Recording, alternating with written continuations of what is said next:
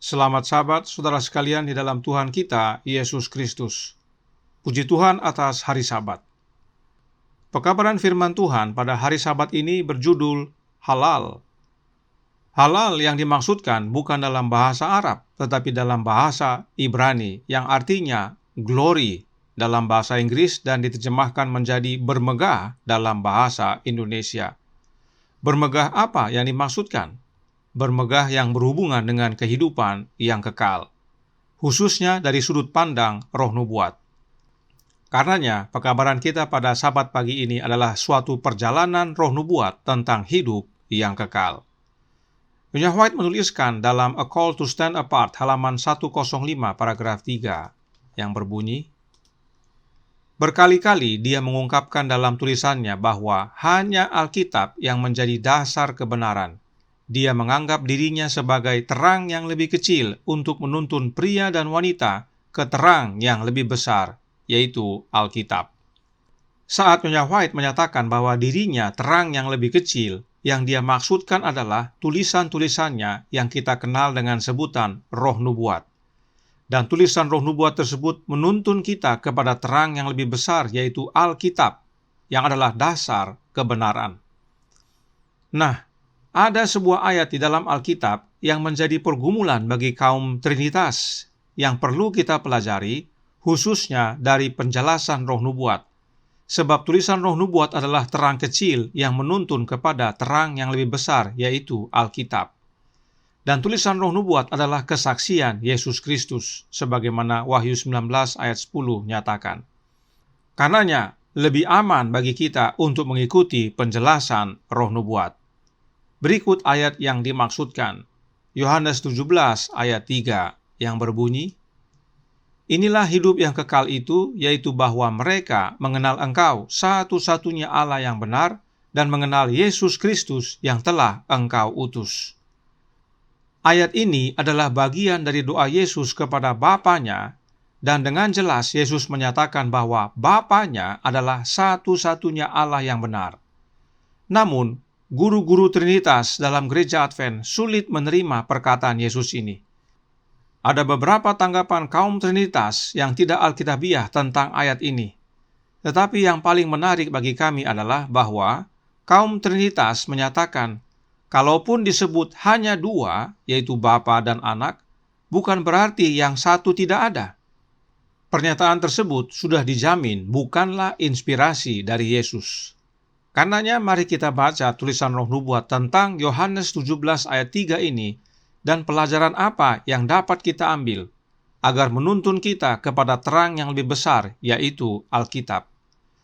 Dan untuk membantu kaum Trinitas, kita akan lihat penjelasan roh nubuat sebelum tahun 1898 dan sesudah tahun 1898 tentang Yohanes 17 ayat 3 ini.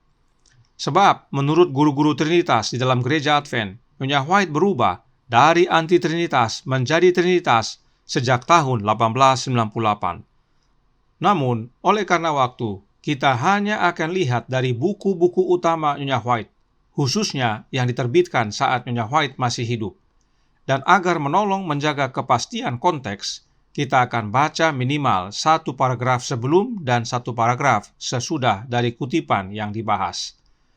Mari kita mulai perjalanan kita dari tahun 1894. Christian's Education halaman 156 paragraf 1 menjelaskan, pimpin anak-anak yang Anda ajar di sekolah dan sekolah Sabat kepada Yesus.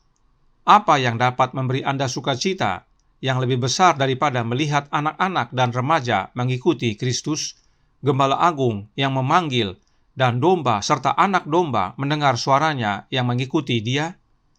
Ini akan menjadi beban pekerjaan kita. Jika ada orang yang berpikir bahwa dia mampu mengajar di sekolah Sabat atau di sekolah ilmu pendidikan, pertama-tama dia perlu mempelajari takut akan Tuhan, yang merupakan permulaan dari hikmat, sehingga dia dapat mengajarkan ini dengan yang tertinggi dari semua ilmu. Kenapa anak-anak didik di sekolah dan sekolah Sabat harus dipimpin kepada Yesus? Kita baca paragraf selanjutnya dalam halaman 157 paragraf 1 yang berbunyi, Inilah hidup yang kekal itu, yaitu bahwa mereka mengenal Engkau satu-satunya Allah yang benar, dan mengenal Yesus Kristus yang telah Engkau utus. Yohanes 17 ayat 3. Sebab segala firman yang Engkau sampaikan kepadaku telah kusampaikan kepada mereka, dan mereka telah menerimanya. Mereka tahu benar-benar bahwa aku datang daripadamu, dan mereka percaya bahwa Engkaulah yang telah mengutus aku. Yohanes 17 ayat 8. Inilah pekerjaan yang diletakkan di hadapan kita untuk menjadi wakil Kristus, karena Dia di dunia kita adalah wakil dari Bapa. Kita harus mengajarkan firman yang diberikan kepada kita dalam pelajaran Kristus. Sebab segala firman yang Engkau sampaikan kepadaku telah kusampaikan kepada mereka. Dalam mengajar di sekolah, termasuk sekolah Sabat, kita harus memimpin anak-anak kepada Yesus dan mengajarkan firman-Nya yang diberikan kepada kita, yaitu firman Tuhan. Sebab dengan pelajaran firman Tuhan tersebut, kita mengenal Yesus, dan dengan mengenal Yesus, kita mengenal Bapa. Karena Yesus datang ke dunia ini untuk menyatakan Bapa, atau dalam kutipan ini disebut wakil Bapa. Dan bila kita mengenal Bapa serta anaknya, itulah hidup yang kekal. Kemudian kita lanjutkan ke tahun 1897. Special Testimonies on Education halaman 13 paragraf 1 menjelaskan, pelajaran-pelajaran kerajaan Kristus tidak dibuat oleh bentuk dan upacara, oleh buku pelajaran yang besar. Inilah hidup yang kekal itu, yaitu bahwa mereka mengenal Engkau satu-satunya Allah yang benar dan mengenal Yesus Kristus yang telah Engkau utus. Anggota kerajaan Kristus adalah anggota tubuhnya, di mana Dia sendiri adalah kepalanya.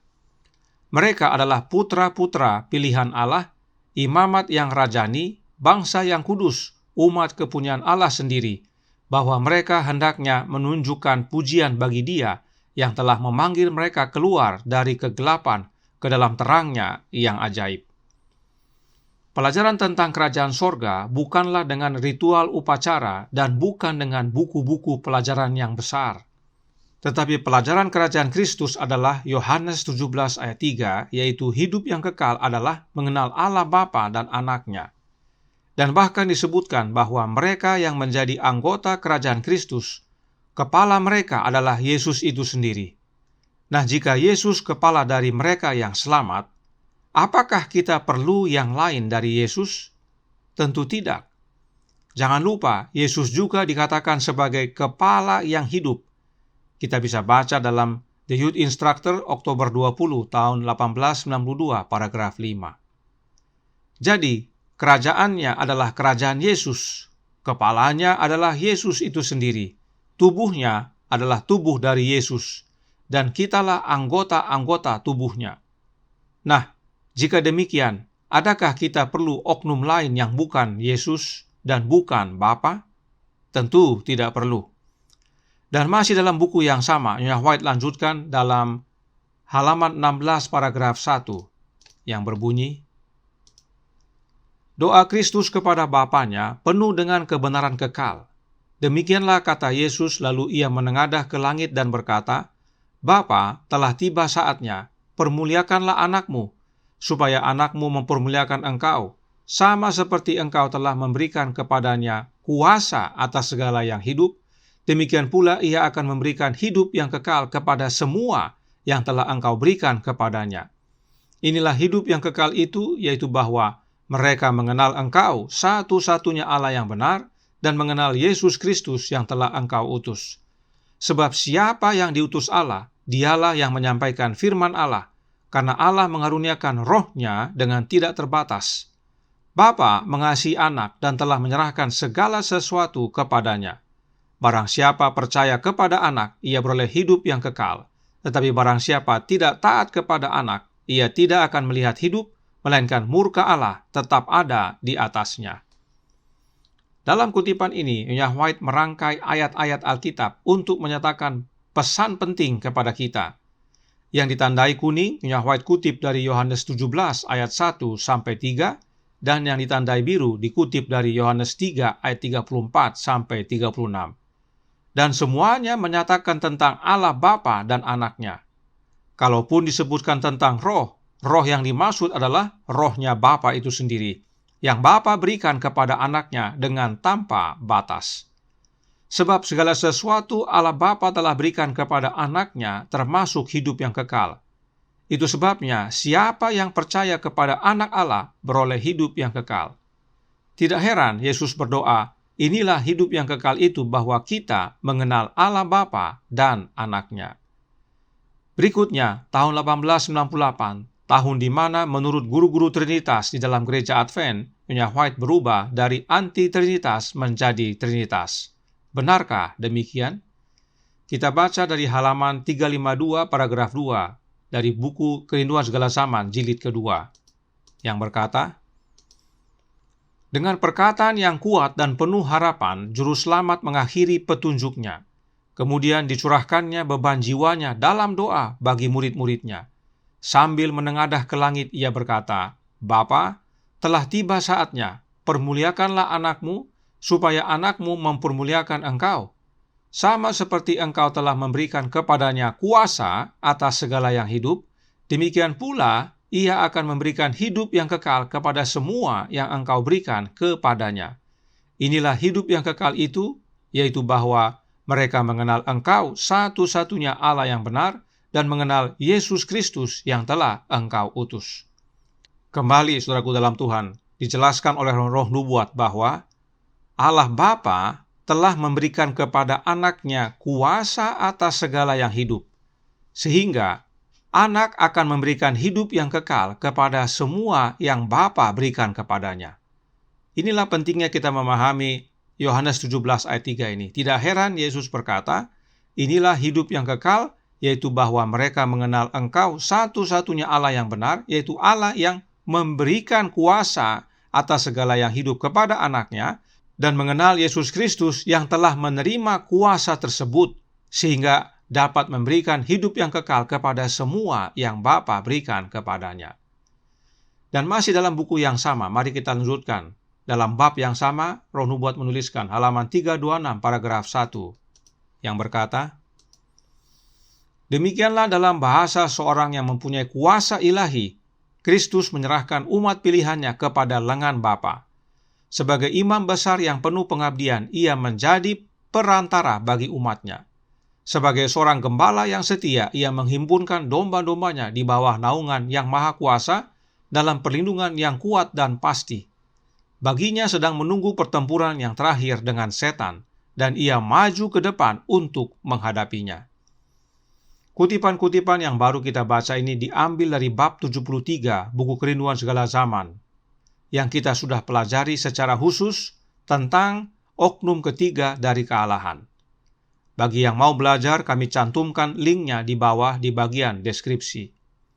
Nah, perhatikan saudaraku dalam Tuhan, dikatakan, Yesuslah imam besar kita atau pengantara kita, dan Yesuslah yang pergi maju menghadapi setan dalam pertempuran yang terakhir.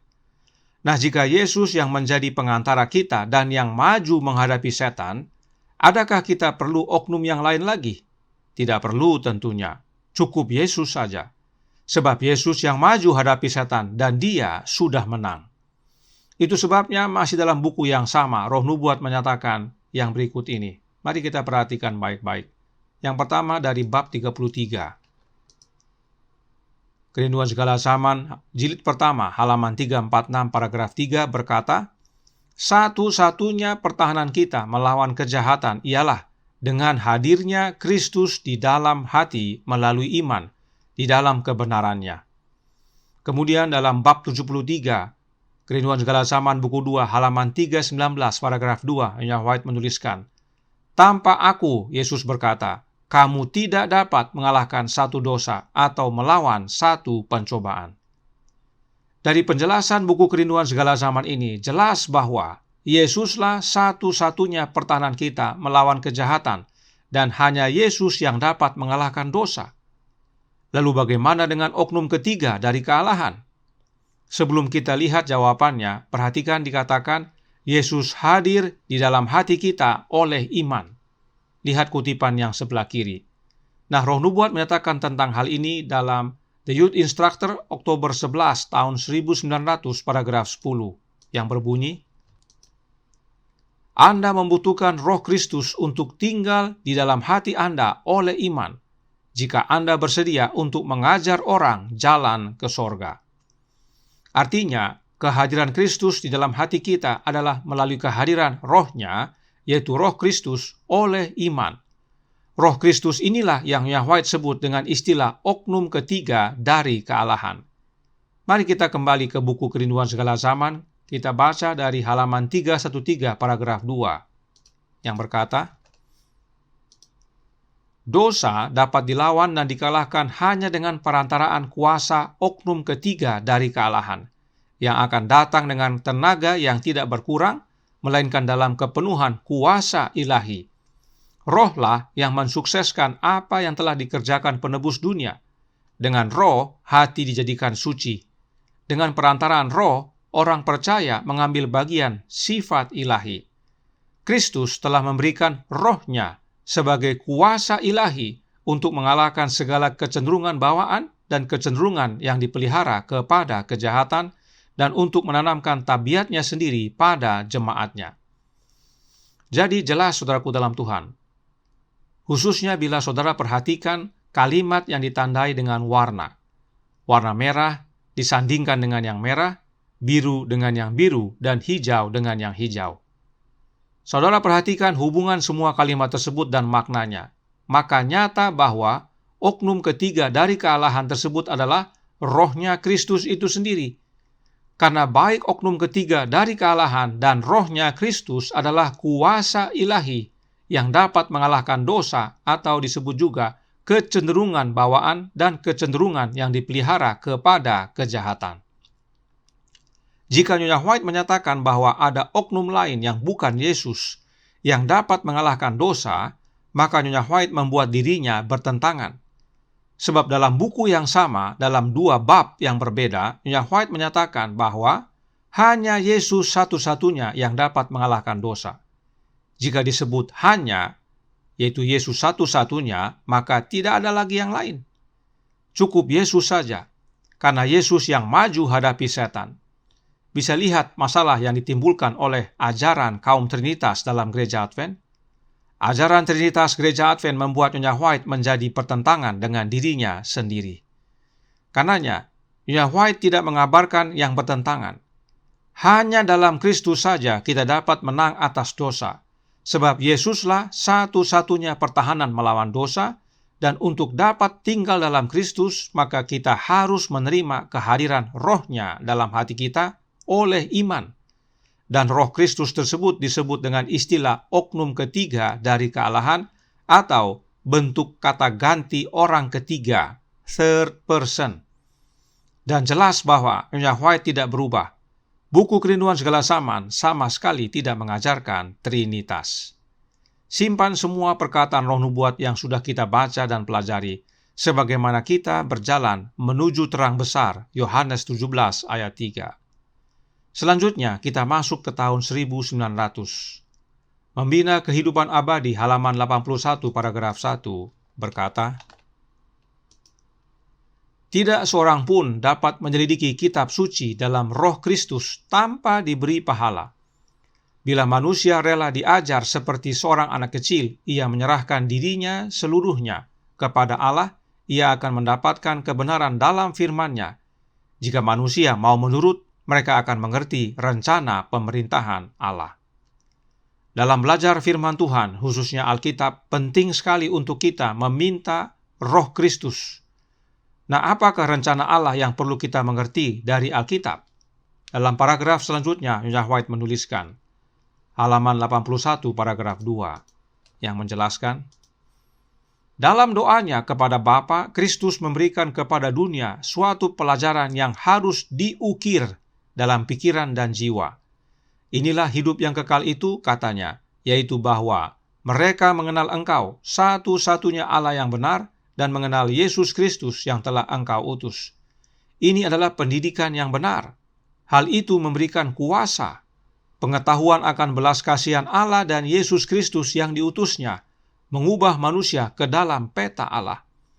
Diberikannya kepada manusia pengendalian diri sendiri, membawa setiap dorongan hati dan nafsu dari sifat yang rendah kepada pengendalian kuasa pikiran yang lebih tinggi. Ia menjadikan pemiliknya seorang anak Allah dan pewaris sorga. Dikatakan kebenaran Yohanes 17 ayat 3 adalah suatu pelajaran yang harus diukir dalam pikiran dan jiwa kita. Karena itulah pendidikan yang benar dan memberikan kuasa, yaitu kuasa yang menghidupkan, serta yang mengubahkan manusia kepada peta Allah, yaitu serupa dengan karakternya. Apakah hubungannya karakter dengan hidup yang kekal? Kita baca dari The Review and Herald, Juni 11 tahun 1889, paragraf 8, yang berkata, kita harus mencapai kesempurnaan karakter atau kita tidak akan pernah bisa mewarisi kerajaan sorga. Inilah pentingnya memiliki karakter Allah, karena karakter sempurna yang melayakkan kita mewarisi kehidupan kekal. Sebab hanya satu hal yang kita bawa kepada kehidupan kekal, yaitu karakter. Karakter sempurna, karakter Bapa. Itu sebabnya Allah Bapa utus anaknya ke dalam dunia ini untuk menyatakan karakternya. Kenapa Yesus yang diutus Bapa? Mari kita lompat sebentar ke tahun 1905 untuk melihat penjelasan tentang anak Allah yang terdapat dalam Membina Keluarga Sehat, halaman 383, paragraf 4, yang berkata, dengan mengenakan kemanusiaan atas dirinya, Yesus datang untuk menjadi satu dengan umat manusia, dan pada saat yang sama menyatakan Bapa Semawi kita kepada umat manusia yang berdosa. Ia sudah ada di hadirat Bapa dari mulanya. Ia yang menjadi wujud dari Allah yang tidak kelihatan itu, Dia saja yang sanggup menyatakan tabiat keilahian itu kepada umat manusia. Yesuslah yang Bapa utus, karena Yesuslah wujud dari Allah Bapa yang tidak kelihatan. Dan Yesus saja yang sanggup menyatakan tabiat keilahian, yaitu karakter Bapa kepada kita, umat manusia. Nah, jika disebut Yesus saja yang sanggup menyatakan karakter Bapa, adakah kita membutuhkan oknum lain yang bukan Yesus? Sama sekali tidak perlu, cukup Yesus. Ingat baik-baik terang kecil ini sebagaimana kita menuju terang besar, Yohanes 17:3. Mengapa hanya Yesus yang sanggup? Kita baca kelanjutannya dalam Membina Keluarga Sehat, halaman 380, paragraf 3, yang berkata, Aku dan Bapa adalah satu, demikian penjelasan Yesus. Tidak seorang pun mengenal anak kecuali Bapa, dan tidak seorang pun mengenal Bapa selain anak, dan orang yang kepadanya anak itu berkenan menyatakannya. Allah Bapa menyatakan dirinya melalui anaknya adalah karena hanya anak yang mengenal Bapa dan hanya Bapa yang mengenal anak. Tidak ada yang lain. Pernyataan ini Nya White kutip dari Yohanes 10 ayat 30 dan Matius 11 ayat 30. Renungkan saudaraku dalam Tuhan. Hanya Allah Bapa dan anaknya yang saling mengenal. Hanya dua oknum. Simpan kembali terang kecil ini dalam ingatan kita selagi kita menuju terang besar, Yohanes 17 ayat 3. Jadi, dengan mengenal anak, kita mengenal Bapa. Perhatikan, sampai tahun 1905, Nyonya White masih menyatakan hal yang sama. Dia tidak berubah. Berikutnya, kita masuk ke tahun 1903. Kita baca dari Membina Pendidikan Sejati halaman 112, paragraf 3, yang berkata, dan beruntunglah yang mengetahui bahwa hikmat memelihara hidup pemilik-pemiliknya. Perkataan-perkataan yang kukatakan kepadamu, kata Yesus, adalah roh dan hidup. Inilah hidup yang kekal itu, yaitu bahwa mereka mengenal Engkau, satu-satunya Allah yang benar, dan mengenal Yesus Kristus yang telah Engkau utus.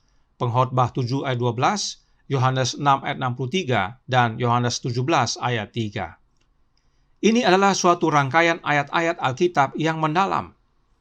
Salomo menyatakan bahwa beruntunglah mereka yang memiliki hikmat, karena hikmat itu memelihara hidup para pemilik hikmat tersebut.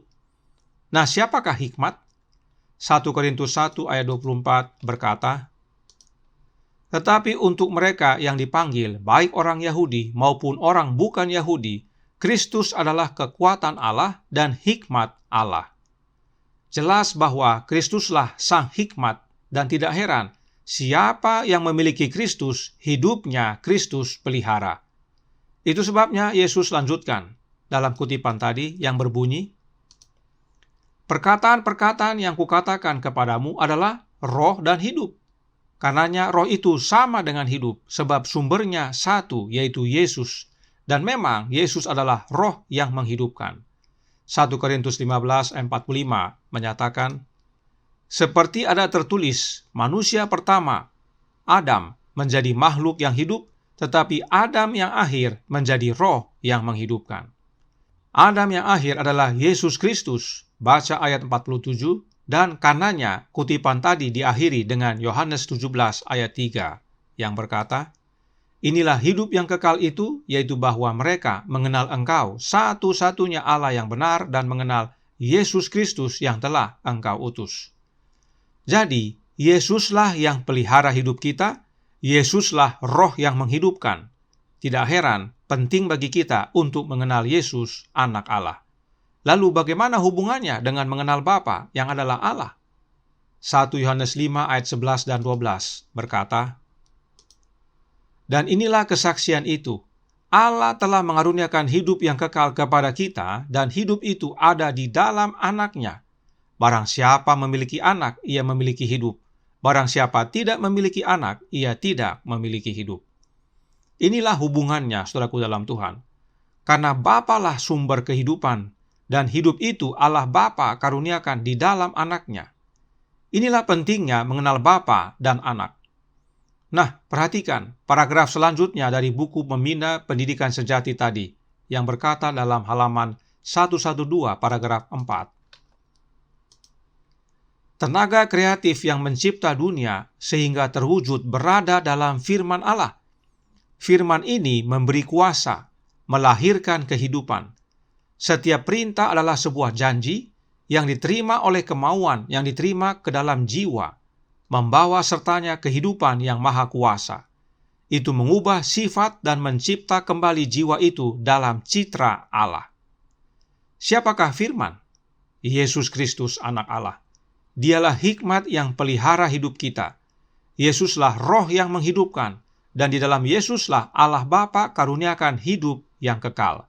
Tidak heran, Nyonya White menuliskan firman itu memberi kuasa, yaitu roh.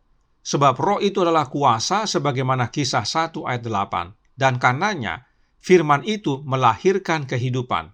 Sebab firman yang adalah Yesus telah menjadi roh yang menghidupkan. Jalan kita semakin terang sebagaimana kita berjalan menuju terang besar, Yohanes 17 ayat 3. Kemudian mari kita masuk sebentar ke tahun 1911, yang dijelaskan dalam Kisah Para Rasul halaman 448 paragraf 2. Setelah menerima iman Injil, pekerjaan yang berikutnya dari orang percaya ialah untuk menambah kepada tabiatnya kebajikan, dan dengan demikian menyucikan hati, dan menyediakan pikiran untuk menerima pengetahuan Allah. Pengetahuan ini adalah dasar dari segala pendidikan yang benar dan dari pelayanan yang benar. Itu adalah usaha penjagaan terhadap penggodaan, dan hanya ini sajalah yang dapat menjadikan seseorang seperti Allah dalam tabiat. Oleh pengetahuan akan Allah dan Anak-Nya, Yesus Kristus, diberikan kepada orang percaya segala sesuatu yang berguna untuk hidup yang saleh, oleh pengenalan kita akan Dia. Tidak ada pemberian yang baik yang ditahan daripadanya yang sungguh-sungguh mengingini kebenaran Allah. Pada tahun 1911, Nyonya White menuliskan bahwa pengetahuan akan Allah dan Anak-Nya, Yesus Kristus, diberikan kepada orang percaya teristimewa sehubungan dengan hidup yang saleh. Karena memang pengetahuan akan Allah dan Anak-Nya ini adalah dasar dari segala pendidikan dan pelayanan yang benar. Nyonya White lanjutkan dalam paragraf selanjutnya, 448 paragraf 3, yang berkata, inilah hidup yang kekal itu, Kristus berkata, yaitu bahwa mereka mengenal Engkau satu-satunya Allah yang benar, dan mereka mengenal Yesus Kristus yang telah Engkau utus. Yohanes 17 ayat 3. Dan Nabi Yeremia menjelaskan, janganlah orang bijaksana bermegah karena kebijaksanaannya, janganlah orang kuat bermegah karena kekuatannya, janganlah orang kaya bermegah karena kekayaannya. Tetapi barang siapa yang mau bermegah, baiklah bermegah karena yang berikut, bahwa ia memahami dan mengenal Aku, bahwa Akulah Tuhan yang menunjukkan kasih setia, keadilan dan kebenaran di bumi. Sungguh semuanya itu kusukai, demikianlah firman Tuhan. Yeremia 9 ayat 23 dan 24. Pikiran manusia jarang bisa mengerti lebarnya dan dalamnya dan tingginya pencapaian-pencapaian rohani daripadanya yang mendapat pengetahuan ini. Dengan jelas, Nya White menghubungkan Yohanes 17 ayat 3 dengan Yeremia 9 ayat 23 dan 24 bahwa Tuhan Allah berkata, "Tetapi barang siapa yang mau bermegah, baiklah bermegah karena yang berikut, bahwa ia memahami dan mengenal Aku." Dari ayat inilah judul pekabaran hari ini diambil. Kata bermegah atau glory dalam bahasa Inggris diterjemahkan dari kata Ibrani halal.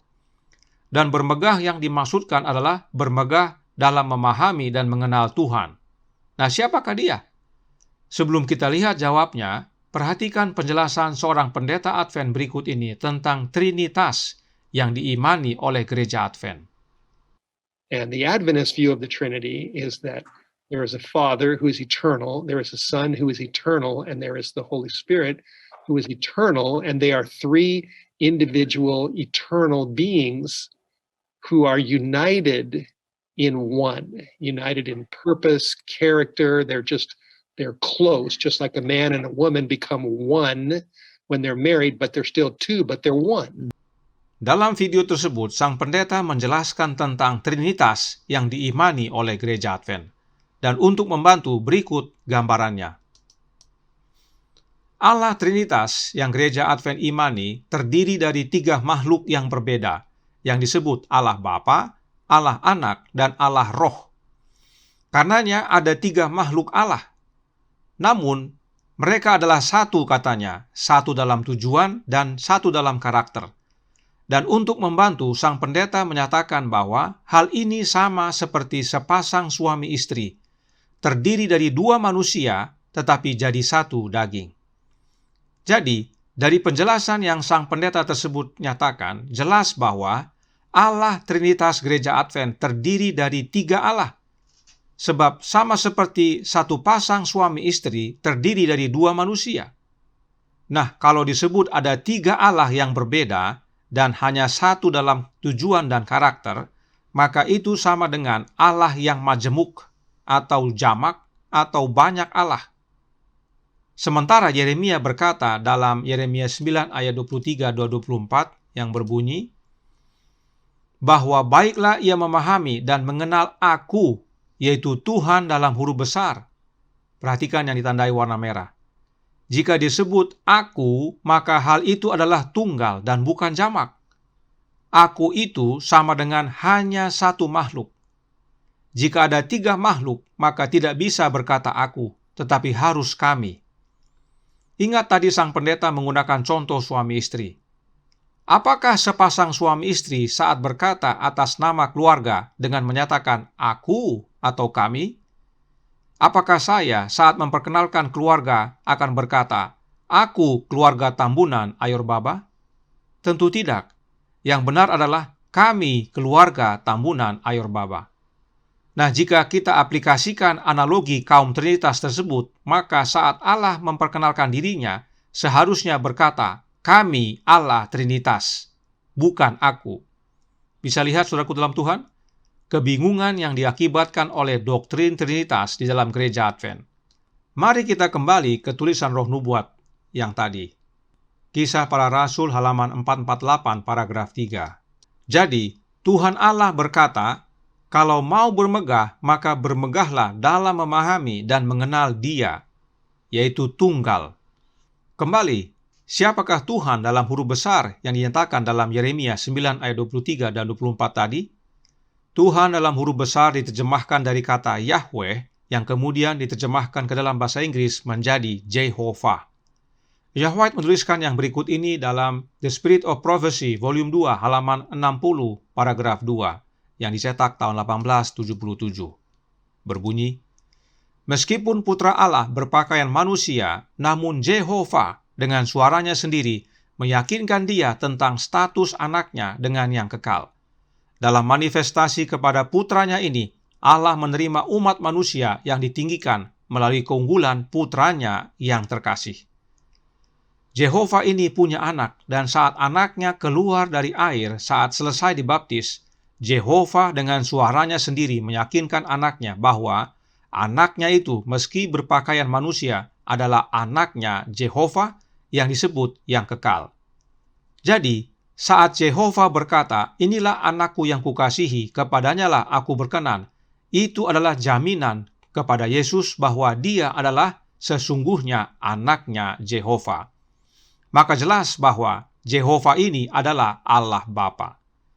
Jadi, Tuhan dalam huruf besar dalam Yeremia 9 ayat 23 dan 24 tadi adalah Allah Bapa. Pantasan dia berkata, "Aku," sebab memang Allah Bapa hanya satu makhluk. Bagaimana caranya untuk mengenal Tuhan yang adalah Allah Bapa? Melalui anaknya. Dijelaskan dalam Kisah Para Rasul halaman 449 paragraf 1 yang berbunyi, "Tidak perlu seorang pun gagal untuk mencapai kesempurnaan tabiat Kristen. Oleh pengorbanan Kristus, persediaan diadakan untuk orang percaya menerima segala perkara mengenai kehidupan dan kesalehan. Allah memanggil kita untuk mencapai kesempurnaan dan menempatkan teladan tabiat Kristus. Dalam kemanusiaannya disempurnakan oleh kehidupan yang melawan kejahatan. Juru selamat menunjukkan bahwa oleh bekerja sama dengan Tuhan, umat manusia dalam kehidupan ini dapat mencapai kesempurnaan tabiat. Inilah jaminan Allah bagi kita bahwa kita juga dapat mencapai kemenangan yang sempurna." Jelas bahwa pengetahuan akan Allah yang adalah Allah Bapa hanya kita peroleh dalam anaknya Yesus Kristus. Sebab yang perlu kita kenal dan miliki dari Bapa adalah karakternya, dan itu dapat kita peroleh melalui anaknya Yesus Kristus. Yesuslah jaminan bagi kita untuk mencapai kemenangan sempurna. Dan kita akhiri perjalanan kita menuju terang besar Yohanes 17 ayat 3 di tahun 1913. Nia White menuliskan dalam Counsels to Parents, Teachers and Students halaman 406 paragraf 1 yang berbunyi, "Tuhan tidak memilih atau menerima pekerja menurut keuntungan yang telah mereka nikmati atau menurut pendidikan unggul yang telah mereka terima. Nilai agen manusia diperkirakan sesuai dengan kapasitas hati untuk mengenal dan memahami Allah. Kebaikan setinggi mungkin diperoleh melalui pengetahuan tentang Allah. Inilah hidup yang kekal itu, yaitu bahwa mereka mengenal Engkau satu-satunya Allah yang benar dan mengenal Yesus Kristus yang telah Engkau utus." Yohanes 17 ayat 3. Pengetahuan ini adalah mata air rahasia yang darinya semua kuasa mengalir. Nilai kita sebagai manusia sangat berhubungan dengan kapasitas hati kita untuk mengenal dan memahami tentang Allah. Dan karenanya nilai tertinggi adalah mengenal Allah Bapa dan anaknya, sebab itulah hidup yang kekal. Pengenalan akan Bapa dan anaknya adalah mata air rahasia yang daripadanya semua kuasa mengalir. Jika oleh mengenal Bapa dan anak adalah mata air rahasia dari semua kuasa, adakah kita memerlukan oknum lain? Tidak perlu. Segalanya tersedia oleh mengenal Allah Bapa dan anaknya. Karenanya, saat kita membaca Yohanes 17 ayat 3, pesan utama ayat ini adalah untuk mengenal Allah Bapa dan anaknya. Ayat ini tidak berbicara tentang berapa jumlah Allah atau berapa jumlah anggota kealahan sehingga manusia bisa berkata, "Oh, meski hanya disebut dua, tapi yang satu ada." Bukan itu maksud daripada ayat ini. Kenapa kok manusia yang jadi repot untuk memastikan yang satu lagi masih ada? Apakah sang manusia tersebut menerima ilham dari Allah Roh sehingga harus mengungkapkan pengajuan komplain? Yesus dengan jelas menyatakan bahwa hidup yang kekal itu mengenal Bapa dan mengenal anaknya. Yesus tidak berbicara, "Oh, kami ini ada 3, tapi cukup mengenal 2 saja untuk hidup yang kekal." Tidak demikian. Tidak ada perkataan Yesus seperti itu. Yesus anak Allah dengan jelas menyatakan cukup mengenal 2, sebab memang hanya 2 oknum ilahi, yaitu Allah Bapa dan anaknya. Saudaraku dalam Tuhan, sadarkah saudara bahwa masalah utama dari doktrin Trinitas bukanlah tentang Allah Roh? Masalah utama doktrin Trinitas adalah anak Allah. Bagi kaum Trinitas, Yesus bukan anak. Yesus ilahi katanya karena muncul sama-sama dengan Bapa. Sementara Alkitab dengan jelas menyatakan bahwa Yesus adalah anak Allah yang diperanakan Bapa. Nah, Trinitas tidak percaya bahwa Yesus adalah anak Allah yang diperanakan oleh Bapa, sebab bagi kaum Trinitas, dengan Yesus sebagai anak, maka Yesus lebih rendah dari Bapa. Inilah keprihatinan kita kepada kaum Trinitas. Anak kami ada 4, dan semuanya manusia. Apakah kemanusiaan anak kami lebih rendah dari kami orang tuanya? Sudah pasti tidak. Kemanusiaan anak-anak kami sama dengan kemanusiaan kami, setara. Tapi anak-anak kami tahu bahwa kami adalah orang tuanya, dan karenanya mereka menghormati kami sebagai orang tua. Inilah yang Bapa tetapkan saat Dia menciptakan manusia serupa dengan gambarnya. Dan karena Yesus adalah anak Allah yang sesungguhnya, maka Yesus setara alamiahnya dengan Bapanya, sama-sama ilahi. Keilahian Yesus itu adalah karena Dia anak yang Bapa peranakan. Dan oleh karena itu Bapa serahkan seluruhnya kepada anaknya. Alkitab berkata dalam beberapa ayat berikut ini. Yang pertama, Yohanes 3 ayat 35 yang berbunyi, Bapa mengasihi anak dan telah menyerahkan segala sesuatu kepadanya. Kemudian Yohanes 16 ayat 15, segala sesuatu yang Bapa punya adalah aku punya. Matius 24 ayat 18, Yesus mendekati mereka dan berkata, Kepadaku telah diberikan segala kuasa di sorga dan di bumi. Dan Filipi 2 ayat 9 berkata, Itulah sebabnya Allah sangat meninggikan Dia, yaitu Yesus, dan mengaruniakan kepadanya nama di atas segala nama. Tentang nama, bisa juga saudara baca tambahannya dalam Keluaran 23 ayat 20 dan 21, serta Ibrani 1 ayat 4.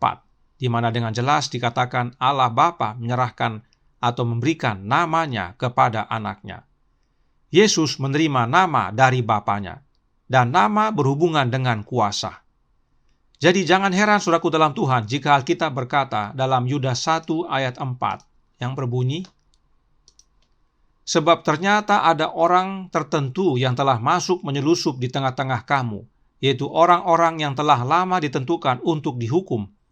Mereka adalah orang-orang yang fasik, yang menyalahgunakan kasih karunia Allah kita untuk melampiaskan hawa nafsu mereka, dan yang menyangkal satu-satunya penguasa dan Tuhan kita, Yesus Kristus. Yesus memang satu-satunya penguasa, karena Allah Bapa telah mengaruniakan segala sesuatu, termasuk hidup yang kekal, kepada anaknya, dan juga seluruh kuasa baik sorga dan di bumi. Semuanya Allah Bapa telah berikan kepada anaknya. Bapa berikan karena Yesus anaknya yang Bapa peranakan. Yesus ilahi karena lahir dari makhluk yang ilahi. Itu sebabnya orang Yahudi marah. Sebab mereka mengerti saat disebut anak yang lahir dari Bapa, maka itu artinya Yesus sama dengan Allah, yaitu sama-sama ilahi. Jadi, kalau ada manusia di dunia ini yang menggunakan ayat ini sebagai dasar bahwa bukan hanya Bapa satu-satunya Allah yang benar, orang tersebut punya masalah, yaitu masalah tentang anak Allah. Mereka tidak percaya Bapa punya anak yang Bapa peranakan. Itulah masalah mereka. Inilah masalah utama kaum Trinitas atau ajaran doktrin Trinitas. Semuanya berpusat pada Kristus anak Allah yang sesungguhnya, karena Bapa telah berikan semuanya kepada anaknya. Tapi Trinitas tidak mau percaya akan kebenaran ini. Perhatikan ayat-ayat berikut. 1 Korintus 15 ayat 27 yang berkata, Sebab segala sesuatu telah ditaklukkan di bawah kakinya. Tetapi kalau dikatakan bahwa segala sesuatu telah ditaklukkan, maka teranglah bahwa Ia sendiri yang telah menaklukkan segala sesuatu di bawah kaki Kristus itu tidak termasuk di dalamnya. Dikatakan bahkan segala sesuatu telah ditaklukkan di bawah kaki Yesus. Jadi jangan heran, Yesuslah penguasa satu-satunya. Tapi perhatikan, ayat 28 menyatakan, Tetapi kalau segala sesuatu telah ditaklukkan di bawah Kristus, maka ia sendiri sebagai anak, nah perhatikan ini ya, akan menaklukkan dirinya di bawah dia. Siapa dia? Bapaknya, yang telah menaklukkan segala sesuatu di bawahnya, supaya Allah menjadi semua di dalam semua. Apakah Yesus lupa diri? Oh tidak, sebagai anak dia sadar bahwa dia adalah anak Bapaknya, dan bahwa satu-satunya Allah yang benar adalah Bapaknya, agar Bapaknya menjadi semua di dalam semua melalui dia, anaknya. Tidak heran Roh Nubuat menyatakan yang berikut ini dalam Spirit of Prophecy volume 1 halaman 17 paragraf 2 yang ditulis tahun 1870, yang menjelaskan, Sang Pencipta Agung mengumpulkan penghuni sorgawi bahwa ia akan berada di hadapan semua malaikat, memberikan penghormatan khusus kepada anaknya. Sang anak duduk di atas tahta bersama Bapa, dan kumpulan malaikat kudus sorgawi berkumpul di sekitar mereka. Mereka di sini Bapa dan anak. Bapa kemudian menyatakan bahwa ditahbiskan oleh dirinya sendiri, Kristus harus setara dengan dirinya sendiri, sehingga dimanapun kehadiran anaknya, itu adalah kehadirannya sendiri. Firman-Nya harus dipatuhi dengan kerelaan sebagaimana firman dari Bapa. Dia, yaitu Bapa, telah memakaikan anaknya dengan otoritas untuk memerintah penghuni sorgawi, terutama anaknya yang bekerja dalam persatuan dengan dirinya sendiri dalam mengantisipasi penciptaan bumi dan setiap makhluk hidup yang seharusnya ada di bumi. Anaknya akan melaksanakan kehendak dan tujuannya, tetapi tidak akan melakukan apapun dari dirinya sendiri. Kehendak Bapa akan terpenuhi di dalam dirinya. Jelas sekali saudaraku dalam Tuhan. Pencipta Agung, yaitu Allah Bapa, mengumpulkan seluruh penghuni sorga. Siapakah yang hadir? Anaknya, Allah Bapa, dan kumpulan malaikat sorga. Kemudian malaikat sorga berkumpul di sekitar mereka, yaitu Bapa dan anaknya. Jadi waktu Bapa kumpulkan seluruh penghuni sorga, tidak ada yang terkecuali. Yang hadir adalah Bapa itu sendiri, anaknya, dan para malaikat. Apakah ada yang terlupa, atau tertinggal, atau tidak muncul hadir, atau lupa disebutkan? Tidak ada. Semua sudah lengkap. Apa yang Allah Bapa lakukan dalam pertemuan ini?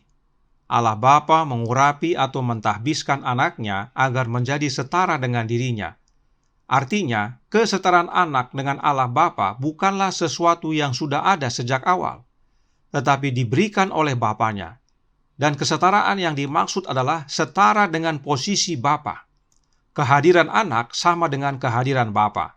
Firman anak sama dengan firman Bapa. Sang anak menerima otoritas yang sama yang dimiliki oleh Bapanya. Singkatnya, anak Allah menerima kekuasaan yang sama dari Bapanya. Itulah sebabnya Yesus disebut satu-satunya penguasa. Itulah sebabnya juga Yesus tahu bahwa segala sesuatu Bapanya telah serahkan kepada Dia, karena upacara penyerahan tersebut dilakukan secara khusus oleh Bapanya dan di hadapan para saksi, yaitu para malaikat.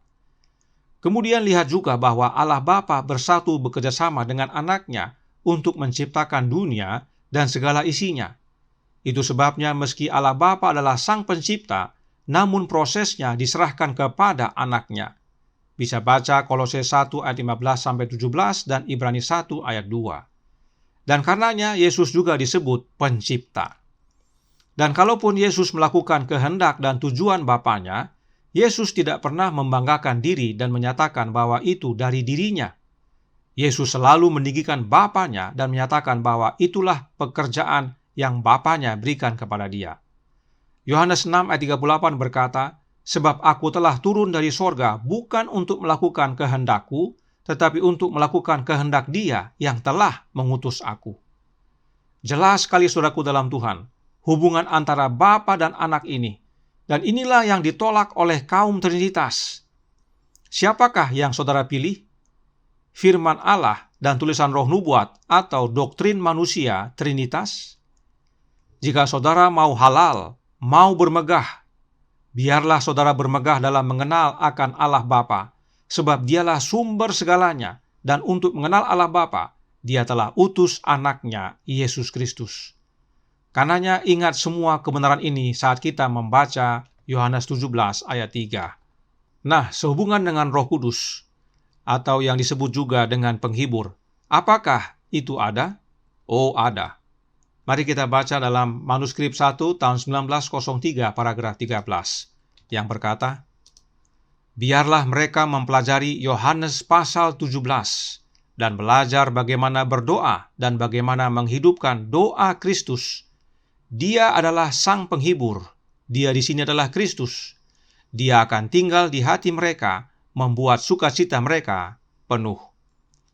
Sang Penghibur itu jelas sekali adalah Yesus Kristus itu sendiri, dan bukan Allah Roh. Roh Kudus atau Penghibur itu adalah Yesus Kristus. Sebab Yesuslah Roh yang menghidupkan. Perhatikan tulisan ini diterbitkan tahun 1903, dan terbukti bahwa Nyonya White tidak berubah. Bagi Nyonya White, Penghibur itu adalah Yesus Kristus itu sendiri melalui kehadiran Roh-Nya. Dan jangan lupa, manuskrip 1 ini ditulis tahun 1903, Nyonya White nyatakan sebagai seruan untuk umat Advent kembali kepada Allah yang benar dan anaknya. Kenapa? Karena di tahun 1902 telah terjadi 2 kebakaran besar. Pertama, kebakaran rumah sakit di bulan Februari, dan kedua, kebakaran kantor penerbitan The Review and Herald di bulan Desember. Dan kebakaran kantor The Review and Herald tersebut karena mau mencetak buku The Living Temple. Itu sebabnya, saudaraku dalam Tuhan, melalui hambanya Nyonya White, Allah Bapa dan anaknya Yesus Kristus memanggil umat Advent untuk kembali kepada satu-satunya Allah yang benar, yaitu Allah Bapa, di dalam anaknya Yesus Kristus. Karenanya, saudaraku dalam Tuhan, tidak heran dinyatakan cukup mengenal Allah Bapa dan anaknya, dan mengenal keduanya adalah hidup yang kekal. Halallah di dalamnya. Tuhan memberkati. Saya bawa dalam nama Yesus. Amin. Mari kita berdoa. Bapa kami yang di sorga, Allah pencipta langit dan bumi, laut dan segala isinya, Allah yang maha besar, maha kuasa, sumber segalanya, yang kami sembah selalu melalui anak-Mu yang tunggal, Yesus Kristus. Terima kasih atas perjalanan terang kecil roh nubuat, yang menuntun kami kepada terang besar, khususnya tentang Yohanes 17 ayat 3. Memang bagi kami cukup mengenal 2 oknum, yaitu Allah Bapa dan anaknya. Tidak ada yang lain. Dan itu boleh kami terima melalui kehadiran Kristus dalam hati kami, yaitu dengan tinggalnya Roh Kristus Sang Penghibur oleh iman. Tolong kami ya Bapa, menghidupkan akan kebenaran ini, karena ini adalah kebenaran yang perlu diukir dalam jiwa dan pikiran kami, agar hidup kami diubahkan menjadi serupa dengan Engkau dalam karakter, dan kehidupan kami menjadi kesaksian agar umat mau kembali kepada satu-satunya Allah yang benar dan kepada anaknya Yesus Kristus. Tolong kami ya Bapa, curahkan roh anak-Mu dalam hati ini, kehendak-Mu yang jadi, ampun kami akan dosa dan salah, karena kami berdoa hanya dalam nama anak-Mu yang tunggal, Yesus Kristus, yang adalah Tuhan dan Juru Selamat kami. Amin.